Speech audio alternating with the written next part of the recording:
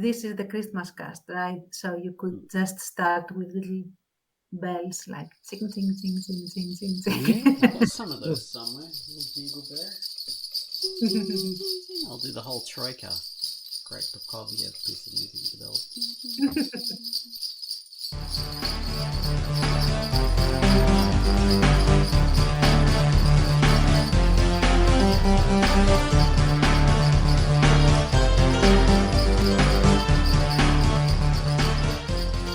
Hello and welcome to the Quackcast. This is the Drunkduck Quackcast. I'm Ozone Ocean. With me is Tance and Bones. Hello. Hello. Hello. So Bones is here along with his new dog friend, who is providing colour in the background. We can't hear it really, honestly. It's just it's loud on Bane's end, but not on ours. So for this particular Quackcast, we're going to be talking about Christmas specials. All those lovely Christmas specials and all the forms they take, and how to do a good Christmas special, because often they're pretty tropey and follow the same formats. And maybe we'll come up with a great idea for the same kind of Christmas special that everyone else does. Yeah. The thing with Christmas specials is that they are specials about Christmas. Well put, well put. Well, before we get into that, I have to do the featured comic. Analysis. I'm going to tell you about the featured comic now. Hello, I'm Ozone Ocean, and my feature for the week was Neville, Magician's Rabbit. Neville likes to speak truth to power, as they say. That power being the magician he works for, the grim-faced Al. Neville is a sardonic, sarcastic bunny full of hilarious and cutting one-liners with which to happily eviscerate the stony-faced Al. Al isn't well pleased at this and takes ridiculous magic show-themed revenge on the mouthy bunny time and again. This is a newspaper-style comic strip. There's no story, just jokes. It's an easy and fun read. The art is digital, colourful, and consistent. It's always in the same format. The comic is in a nice square. We start at the top panel with just the cover picture, and then it's really just a 3-panel comic. Setup, more setup, and then punchline. So it's quite good. It's very consistent, very predictable, which is really what you want from this style of comic. Well, I mean, it's predictable in that it follows this format, but the jokes are always going to be, it's going to be a joke on Al, but it's not predictable as in, there's no point reading it. So it's still funny. Anyway, so I hope you enjoy it. It's a good fun read. It's the kind of formulaic, hilarious comedy that we're used to from newspaper comics. And it's just joy. It's just a joy. There's lots of them to read. And just get into it. So this is a comic by TikTok Tunes, and it's rated E for everyone. Neville, Magician's Rabbit. And that was the featured comic. Great little feature. Alright, so what have we got at next? Oh, Gumwallace. Gumwallace, have you given us a theme? Yes, he has. The theme to Nocturne 21 Volume 1, which was the comic I featured a couple of weeks ago, so a good bit of synergy happening there. It's darkly introspective with an Asian influence. It reminds me of an unfinished Hong Kong skyscraper in the 1980s at night, wind whistling through the open floors, the lights of the city below and around, but not inside the shadowy, debris-strewn depths of the skeletal structure, smelling of concrete dust and epoxy. There's a slow, considered pace to this compelling piece. So I hope you enjoy Gumwallace's theme to Nocturne 21 Volume 1.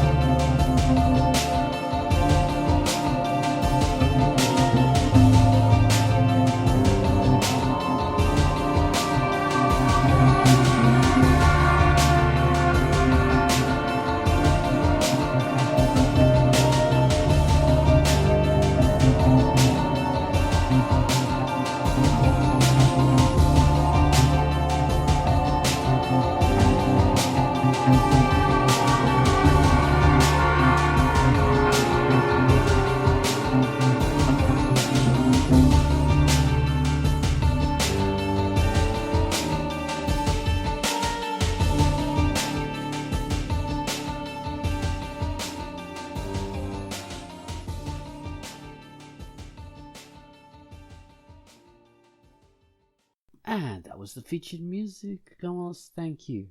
Thank you. The theme to Nocturne 21 Volume 1 by Hiro Kari, rated M. And Merry Christmas. Merry Christmas. Merry Christmas. Kurisumas. Christmas. Happy Hanukkah. Merry Kwanzaa. And everything else. So, we're talking about Christmas specials, which is something that, like Tan said in the video cast, which is fantastic in HD now, so you should all, become high price patron. This will be available to all patrons, I think, not just the $5 tier, those videos. But so Chance told us about the fact that Christmas specials are features, so they don't often carry on with the proper story of the rest of the thing. Say if you've got a Christmas special in a sitcom, normally the story kind of gets suspended for a moment and we just go to a special Christmas special kind of story that focuses around everybody trying to get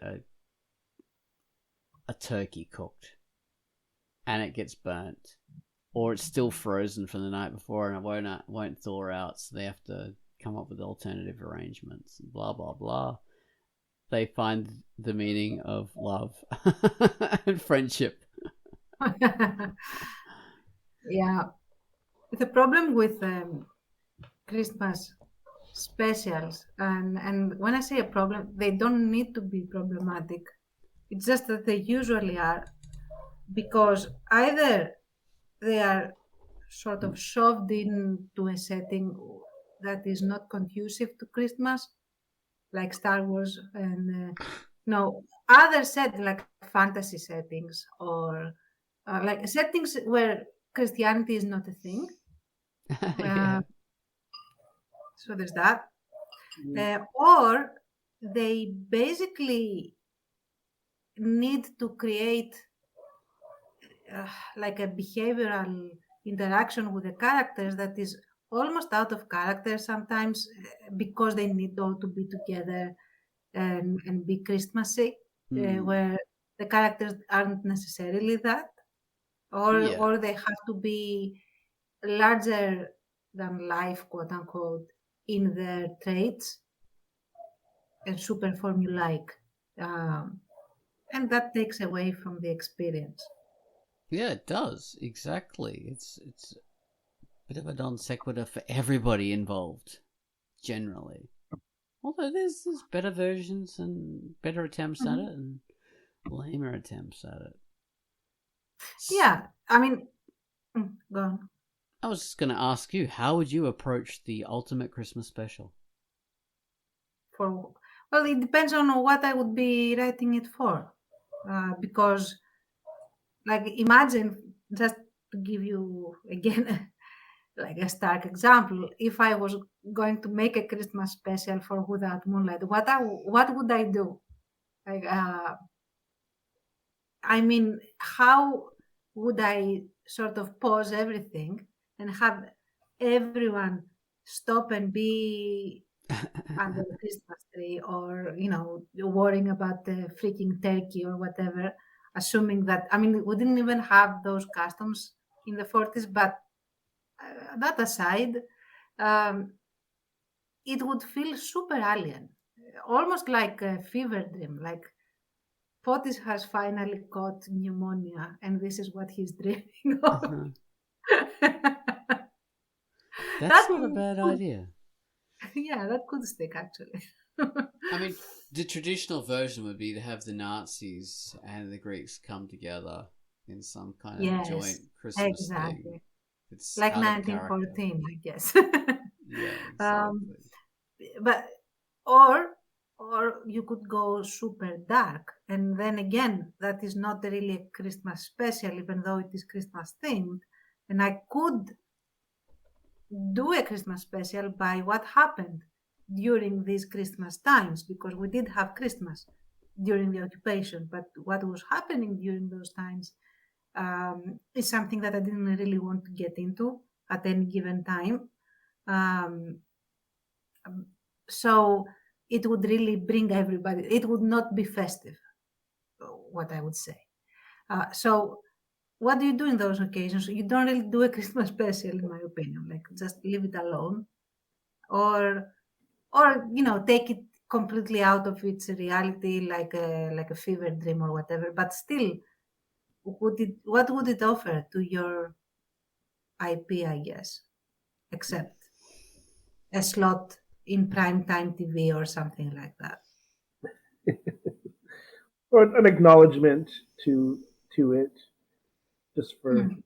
your readers or whatever. I mean, I could foresee in a comic, maybe not in Without Moonlight, maybe it wouldn't work, but in a comic or a series like that, the character is wounded and drifting in and out of consciousness, maybe in deep trouble, and you can Mm. have the memory, like some kind of memory. Yeah, that would work. That would work really well, as a matter of fact.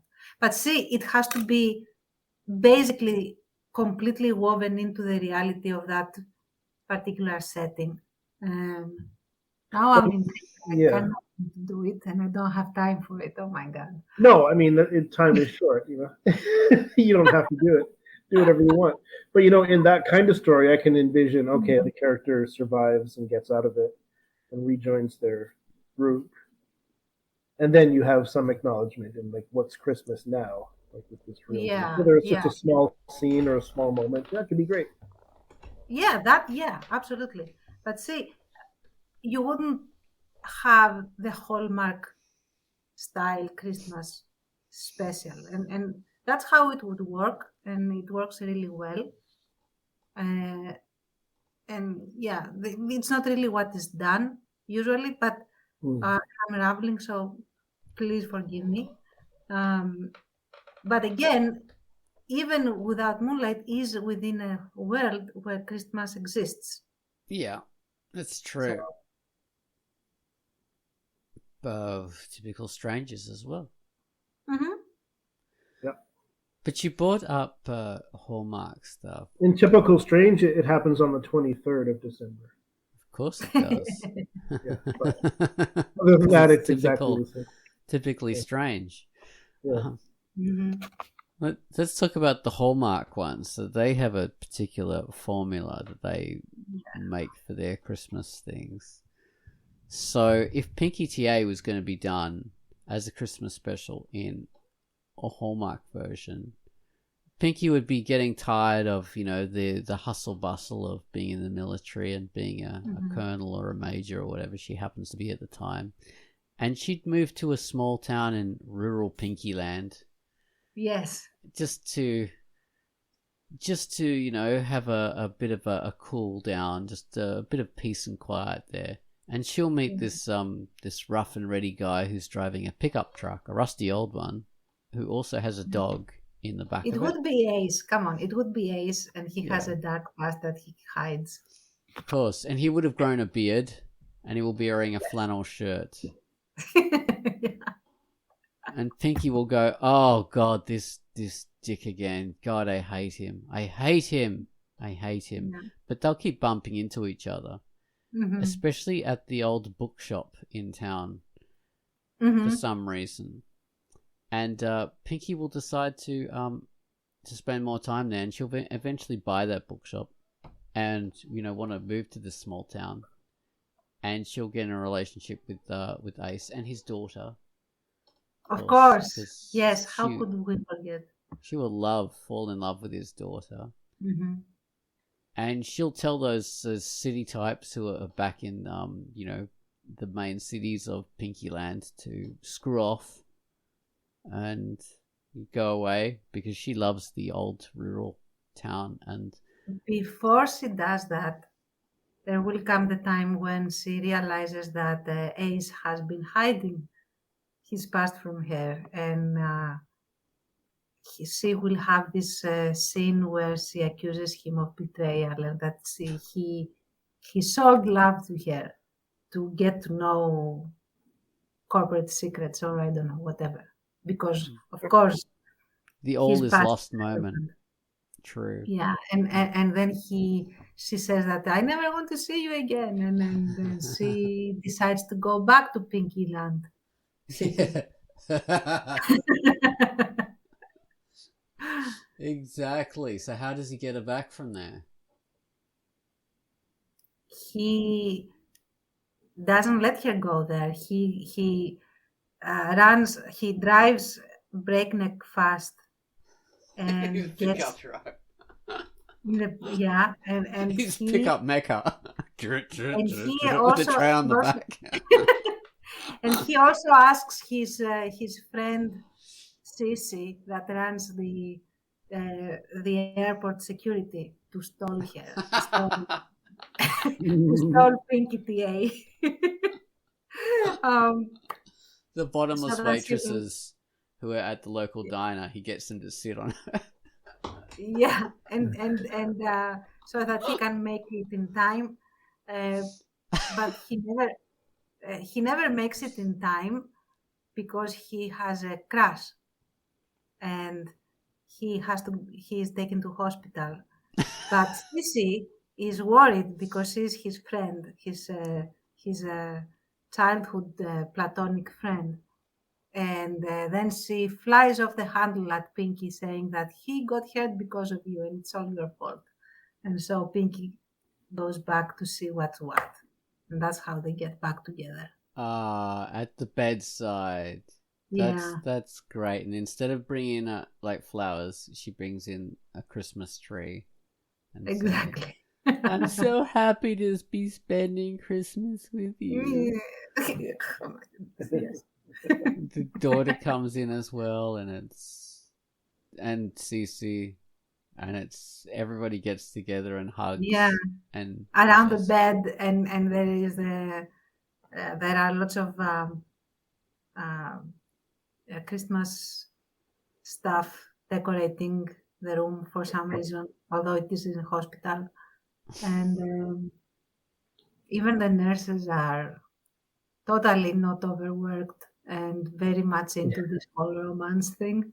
they're Uh, smiling and they're crying and they're hugging each other as well as yeah, of course nurses always do. yeah, So it's fully sentimental. yes.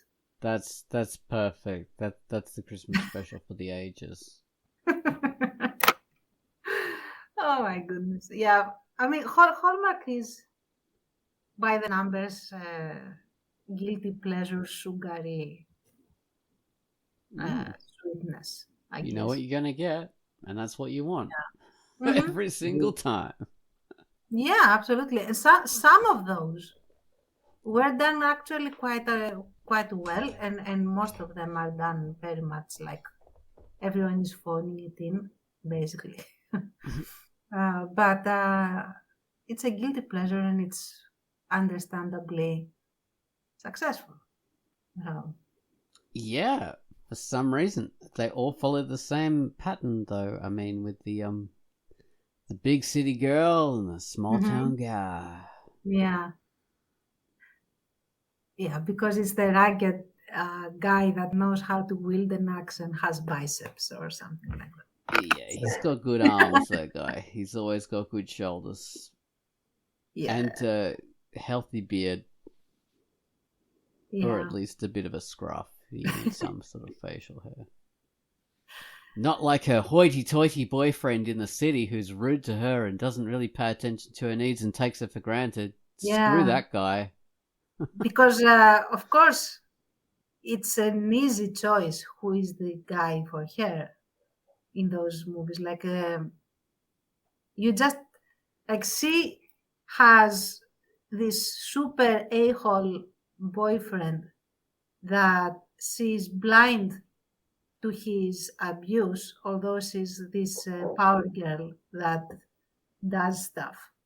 Hmm. And all she needs is this rural farm guy to open her eyes. To, To open eyes, the beauties of driving pickup trucks that are rusty, small dogs in the back. yeah. Oh dear, I'm sure that's the genuine dream of a lot of people, so we shouldn't really make fun of it. It's not Although, making yes, we fun of should. it. It's not a dream. I mean, who wouldn't want in this day and age to be able to be away from the bullshit of society, basically, and go back to basics where things make sense. They are logical, like have a farm and have people that are decent, and there is no stress. I mean, it's an escapist fantasy, and it's totally legit. I mean, I would totally dig a farm somewhere away from people as much as possible. Like, like, take out the farm guy and leave everything else in, and I'm golden. Like that's that. I want that. It's just the pickup truck with the dog. The pickup truck, I'm awesome with. I like pickup trucks and I like dogs and I like cats. Just leave the guy out of this. I mean, I don't want any mess because he is a mess as well. So yeah, I The mean, guy I and would. his daughter are homeless. Chances kick them to the curb. He just Yes, wants their life.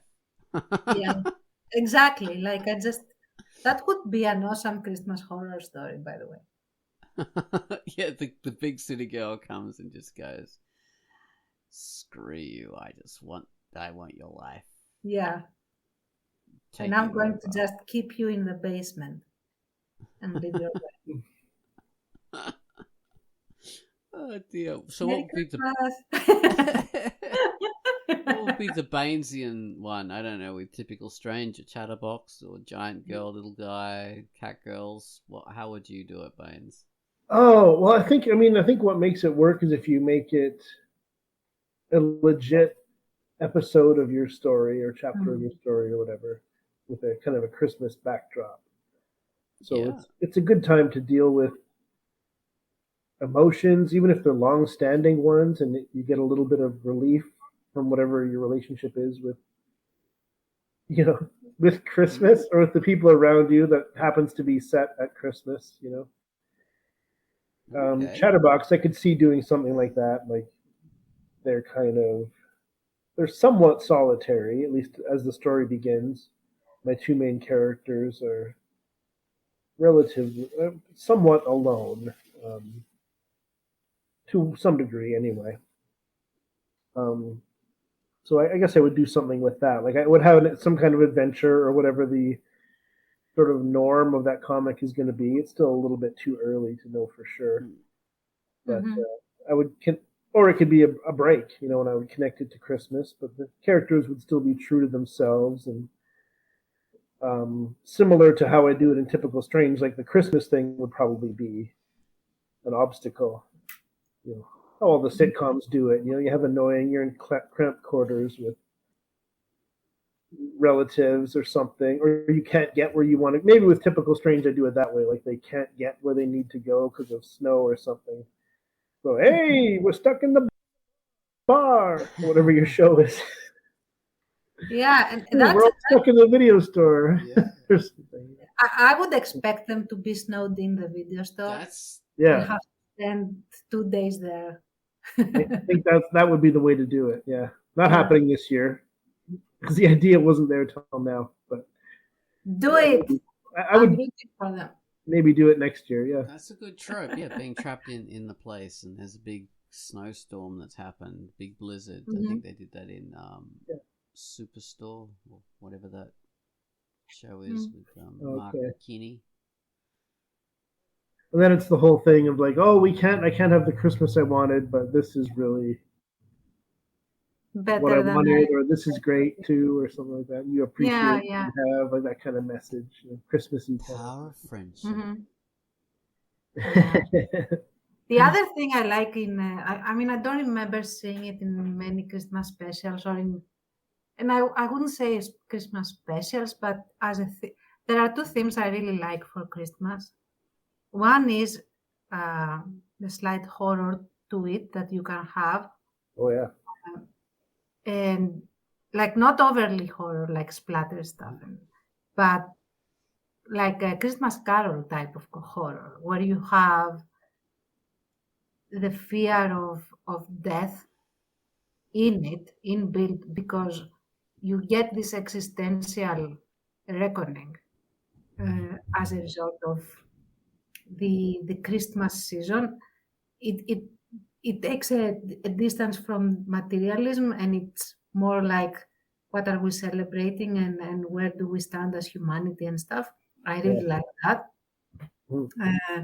which is why of all the iterations of Christmas carols, I like the ones where they keep the part in the book where uh, the ghost of Christmas present goes nuclear on Scrooge with all the different personifications of famine, of want, of poverty, and stuff like that. I love that. This is my favorite part of the book, honestly.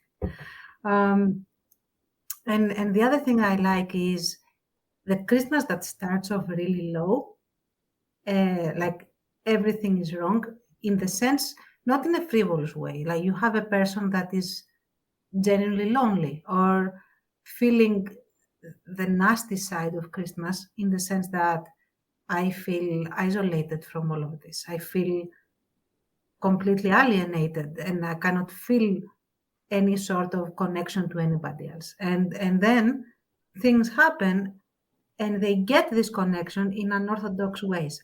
These are the two patterns that I really like, and that I would probably explore if I were to do any kind of Christmas special. So Yes. yeah. Yeah. There's a lot of different ways we can approach the whole thing. I love it when we're kind of talking about our own stuff, and we can. Yeah, me too. I haven't seen many people do Christmas specials on the Dark. It does happen. It's just hard to remember individual versions. You know, as a matter of fact, now that I think about it, if I were to do a Christmas special on Without Moonlight, I wouldn't focus on the Greeks at all. I would do your standard, like big Christmas celebrations in the Nazi camp, in the Nazis, and I would focus on Arthur, like during in this pre-flipping time, and this is not a spoiler anymore. He has already flipped. Where he's considering things, like after Basil has taken Fotis away and stuff, where he has started thinking certain things.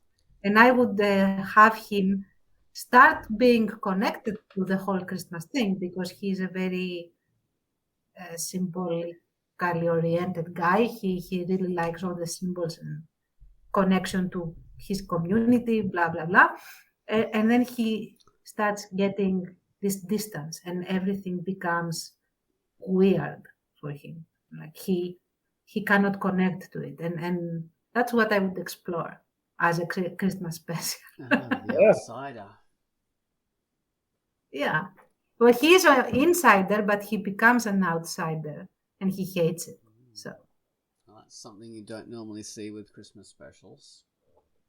What about the whole religious aspects? Do you like minimize that or enhance it?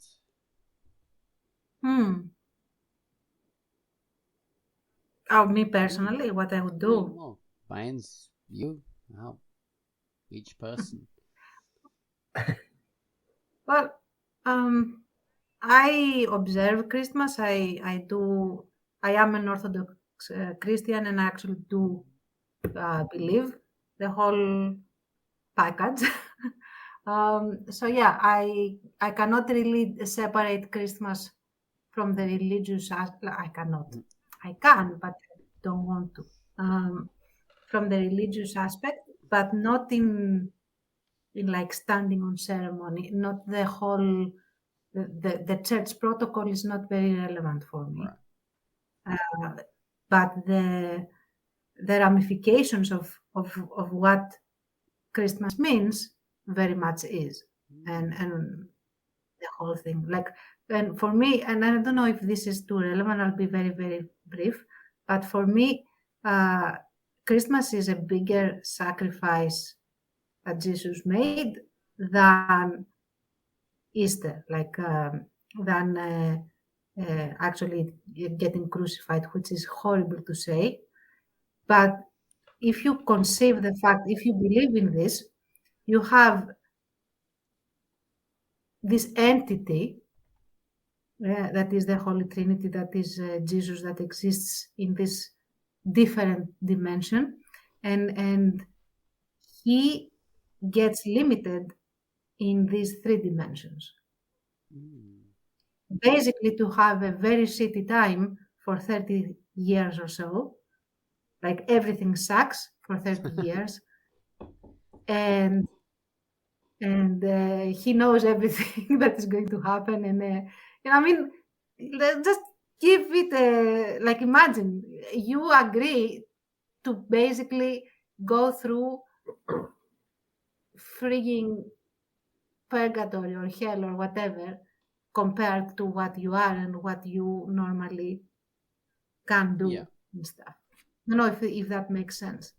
So Wow, it's like the big superhero Superman. Oh no, Thor yeah, becoming a normal human. yeah, not that it's like the everything, like it's like the universe becoming a pebble, sort of thing. I don't know. For me, that blows my mind, and yeah. So I don't really separate it in terms of religion, in terms of existentialism, if you like. Okay. Yeah. What about you, Bones? Well, I guess I would keep it character relevant as far as that relationship, or maybe more likely, um, whatever my own thoughts are, which are many and nuanced, like all of ours are, about Christmas and about whatever comes along with it, with the travel and the family and Oh yeah. all that stuff. Like whatever seems to have enough weight to me and is character appropriate. I guess I would approach it that way. Fair enough. I'm not really educated enough on the religious side of aspects of Christmas per se, so I don't know. I wouldn't go deep into anything like that. But if I had a religious character, then that would be part of it as best I could. Yeah. Well, sort of the same with me. I don't really have a strong.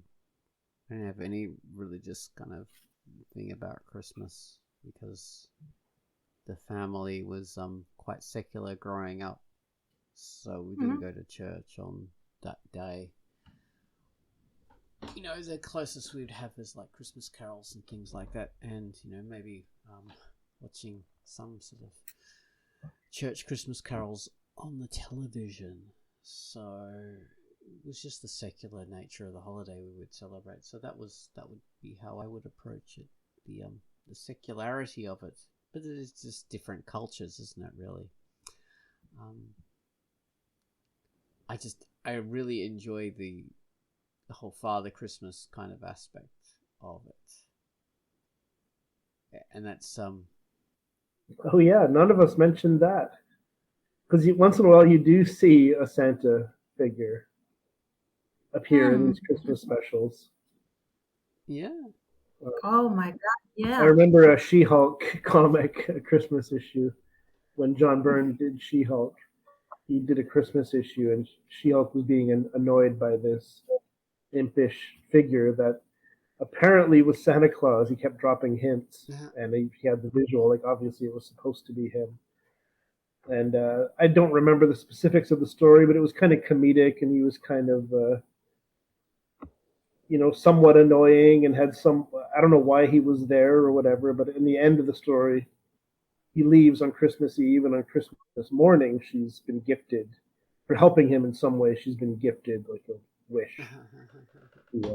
She's able to turn human, which makes her dad really happy. They get to have a day with her as the human version, which in the comics, She-Hulk was somewhat permanently in her green form, at least at that time. Yeah. So Yeah, it was sweet. It was like, you had a Christmas wish and the relationship with her father and stuff like that. And you got, a cameo from Santa, and Mrs. Claus shows up at the end. Anyway, I don't see many with, you know, Santa actually showing up. Yeah. In one of these things, I think in American Dad, maybe that's some kind of evil Santa Claus, or maybe Santa Claus is good and they fight against these. No, Santa Claus is evil and they fight against him. It's bizarre. Oh, Futurama. Oh yeah. Santa Claus is some weird android that flies around and kills people for misdeeds. Yeah, so Fry is from our time, and he's 1,000 years in the future. Frozen wakes up in the future, so he's able to learn all this crazy stuff. So that's one only Futurama could do, where they say, like, 100 or 200 years ago, like, they decided to build a robot Santa Claus, so we would actually have a Santa Claus on Christmas. And it kind of went wrong somehow, and now on Christmas everyone has to kind of lock their doors and hide. He knows when you've been naughty. Yeah. Oh, yes, played brilliantly by John Goodman, of course, with his fantastically deep voice. Yeah. Oh yeah, that's a brilliant one. Absolutely brilliant. Mr. Hankey, of course, was a big thing for South Park until they retired him, thank God, because he was a pretty one-note character. But I think he was probably the very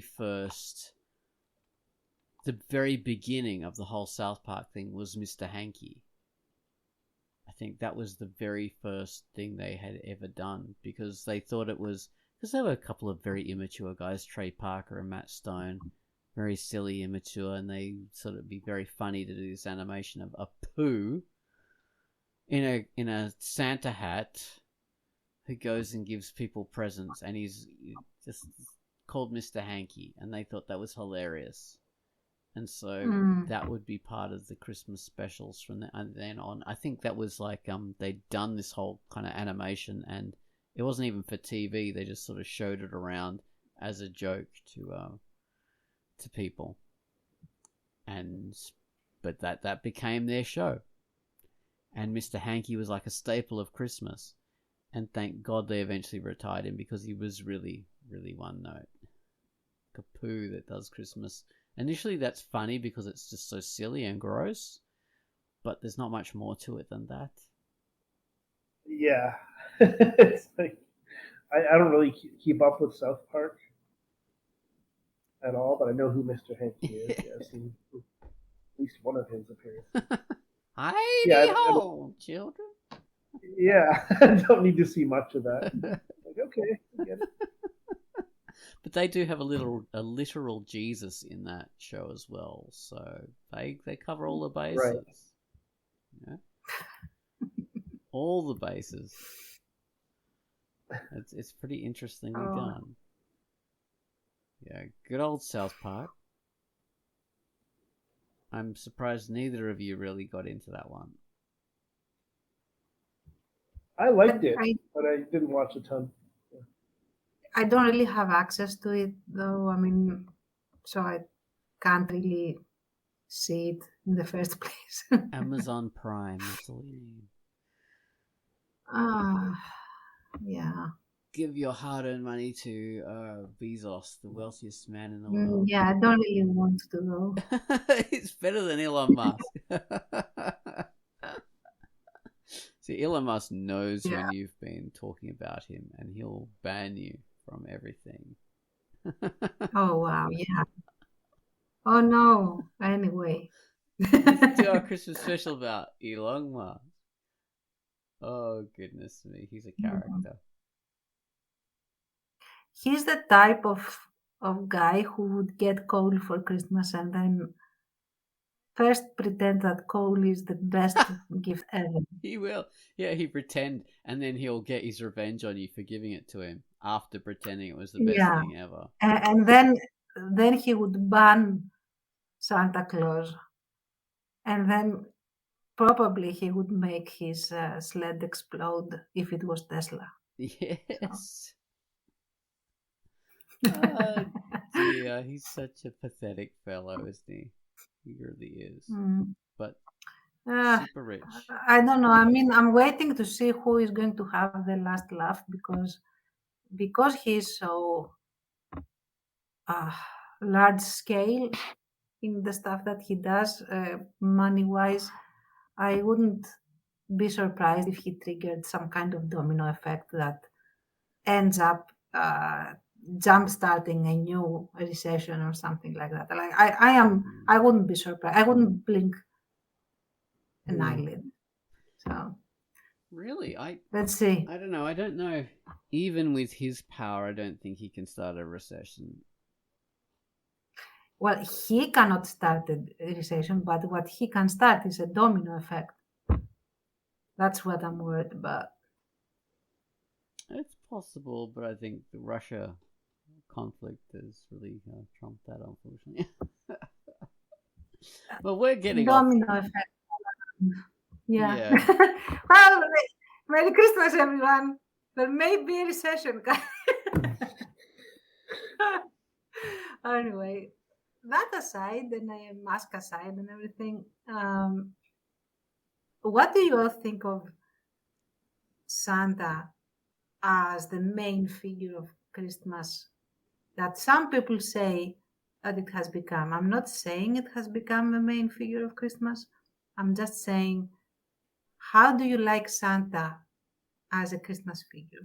Well, I grew up with Father Christmas, who is different. Mm-hmm. So that was the British version, but he's actually apparently a bit older, some people say, than Santa Claus, because this was a very early medieval character who began as possibly like an avatar of the old year that would be ritually killed in order for the young year to replace him in the mummers plays, where you would have a bunch of actors who would go from house to house performing this year play. And apparently Father Christmas comes from that tradition, and I really like him. He was very much more, I don't know, elemental than Santa Claus, who comes from a bunch Yeah. of I don't know, more modern traditions and many different countries. I mean, people say, "Oh, Santa Claus is Sinterklaas," or maybe he's Saint Nicholas, and he comes from, I don't know, some sort of saint in Turkey or Greece or whatever. He's this and that, and he's a nebulous figure who comes from all different places. Whereas, some say that it is Odin, so it's anyone's guess who it really is. But yeah, Father Christmas seems to be more. He was always Father Christmas. He was never this or that. He's not an amalgam like the other one. He's just what he was always. Yeah. Which I respect a bit more. Whereas the other one sort of came together to kind of ape Father Christmas. Whereas Father Christmas was always Father Christmas. Yeah. Yeah. For us over here, and when I say us, I mean Greece in general, Santa Claus is very much an add-on in the sense that it doesn't really have much of a place in Christmas, in Greek Christmas. Because first of all, Christmas is not the time when we exchange presents. It's super alien for us over here. We exchange food. That's a completely different thing. The time when we exchange presents is New Year's Eve. And that's where we have the equivalent of Santa Claus, and his name is Saint Basil, Aios Vasilis. He is a guy that actually existed in Cappadocia, like around like in the 1st century AD or somewhere around there. I'm not really sure about the date. And he is associated with protection against adversity and plentifulness because he protected the specific region. I think he was something like a mayor, the equivalent of a mayor in the area. And he protected this area from being taxed to death, basically. And it did a very specific thing. I'm not going to narrate all of it now. And we have the St. Basil's pie, where it has a golden coin in it, and whoever wins is the guy that finds the coin in their slice, in the pie. And that's the closest thing we have to Santa Claus. And that's why Santa Claus in Greek is still St. Basil. But he has nothing to do. Like St. Basil was this very tall, narrow, like a bony looking guy with really dark hair and a very like austere face. Like nothing close to Is he Santa big Claus. in like the Orthodox religion in general, or just Greek Orthodox? What Is he was that? part of the Orthodox religion in general? Is he just mainly Greek Orthodox? I'm not sure, honestly. I'm not sure. I think it's Because Greek Russia Orthodox. has the famous St. Basil's Cathedral, don't they? We have a lot of St. Basils. Like this is one St. Basil. We have like a couple more. It's a popular name, Yeah. as the Americans So would say. I don't think that's Basil. the one. Basil. Oh my God, that sounds so. But yeah, I wouldn't know. I have to research it to be able to answer properly. I think it is mostly a Greek thing.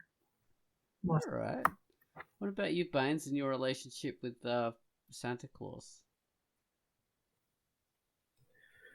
Yeah, not nearly as interesting as either of you. I need to look into the mythology of Father Christmas and everything. It's like a lore I grew up with, so it was a big part of my Christmas life when I was a kid.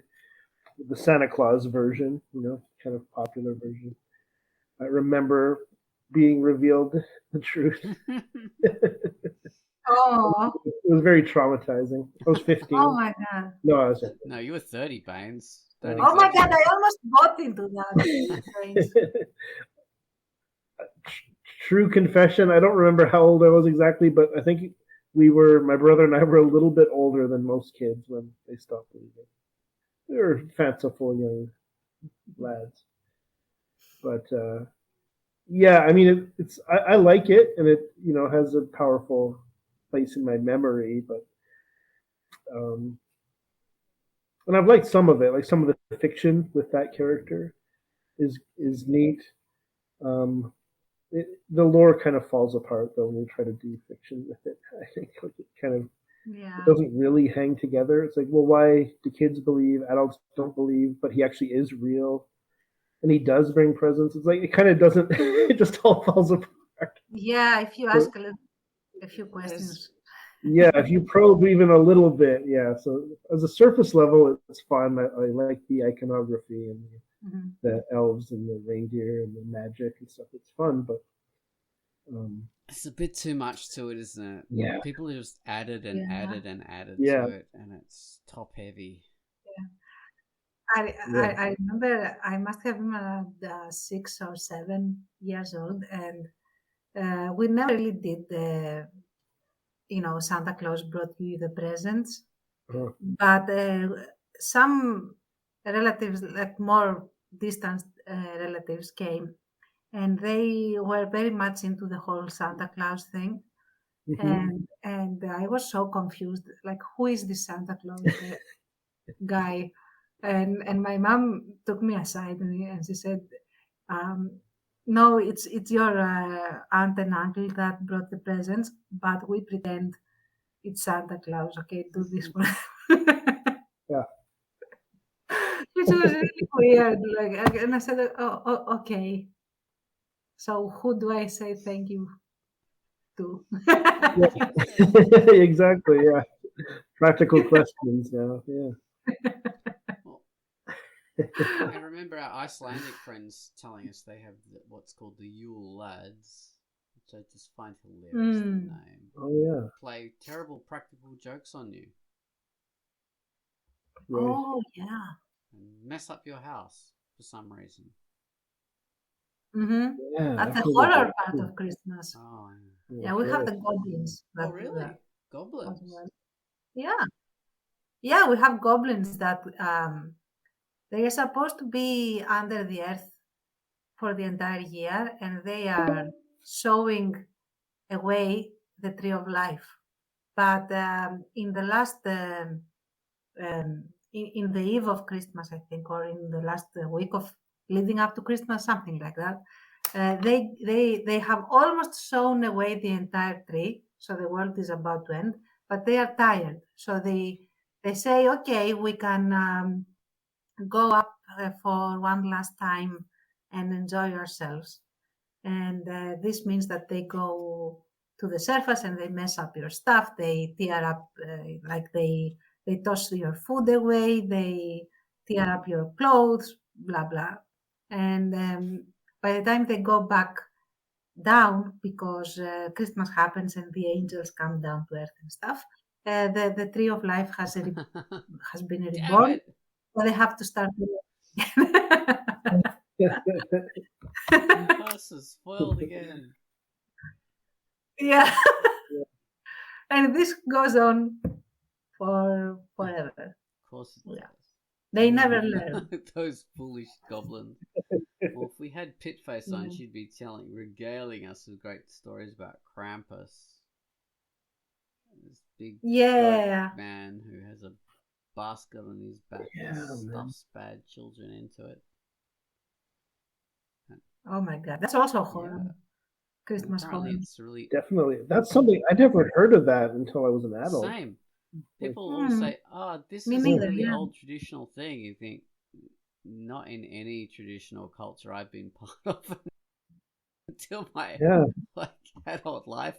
Never heard of it. But maybe it was like in a small part of Germany or something, and then just caught everyone's Right. fancy a few years ago and just exploded. But yeah, I don't think it has been part of anyone's Christmas tradition apart from a smaller kind of cult, like geographically or whatever, socially, and then it just Hmm. caught on. That's my theory anyway. I don't know. No There's not idea. much. There wasn't any media that I remember that was devoted to it. Before I like don't remember it either. 15 years But ago. yeah, that doesn't mean it didn't exist in Germany, I suppose. Yeah, exactly. It's probably Okay. around, but it just wasn't Hmm. around anywhere else. Yeah. Yeah. Like, it's not in any songs or anything like this, Christmas carols and stuff like that. Or And coming to think of it, I mean, we did have goblins and stuff, but there was no like sanctions for bad kids in our law Hmm. that I can consider. Like, yeah, you didn't get punished during Christmas for being an a-hole. Yeah. Yeah, That wasn't especially. really in my culture Mhm. so much either. I mean, it was there, like you hear about it, the lump of coal and the stocking and the nice list and the naughty list and stuff, but Mhm. it seemed like it wasn't really emphasized. Yeah. Like you knew about it, but I probably worried about it when I was a kid. Nobody worries about it.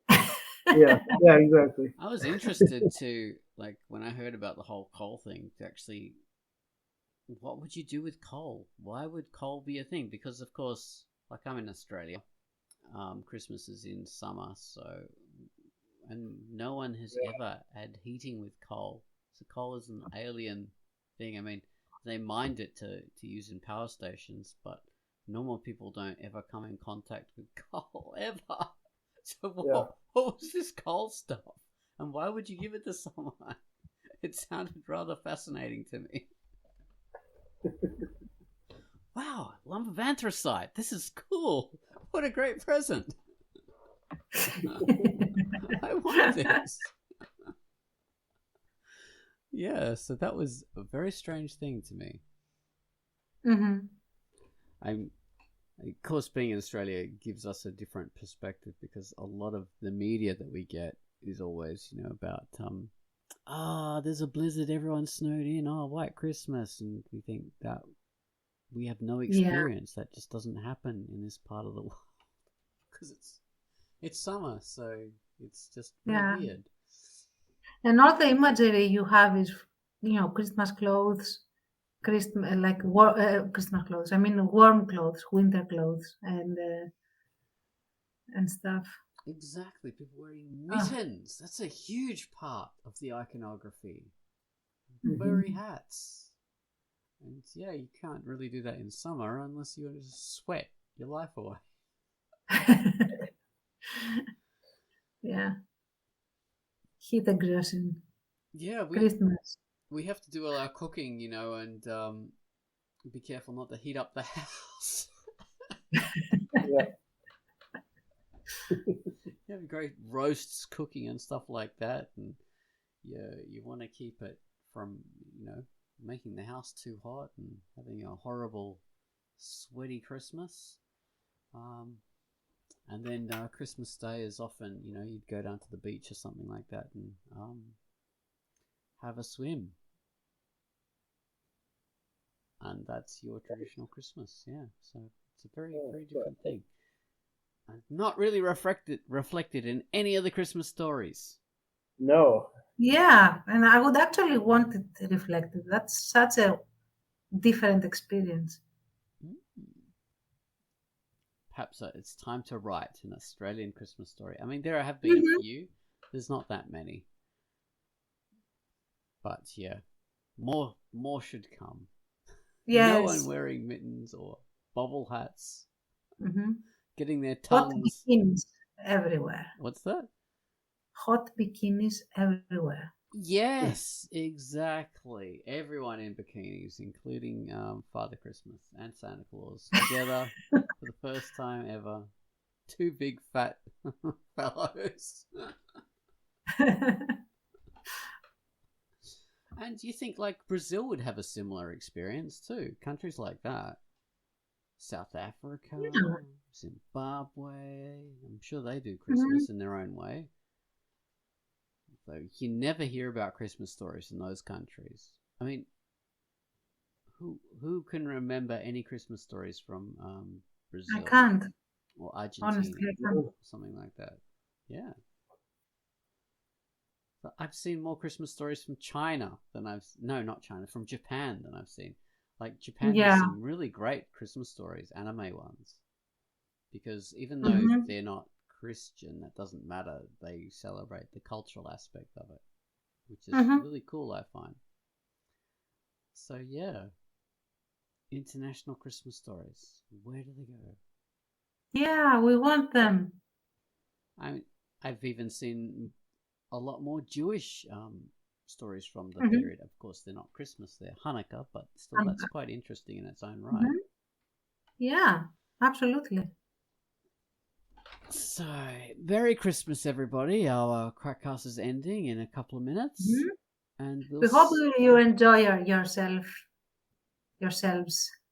and that you have a good time, whatever that is for you, and that you fill your reservoir of energy for next year. And the next Crackcast won't be until the new year. It will be recorded before that, but it'll go out in the new year. Which is fascinating. 2020. Happy New Year as well. Yes. So, bye-bye, everyone. Bye. Bye-bye. Bye-bye.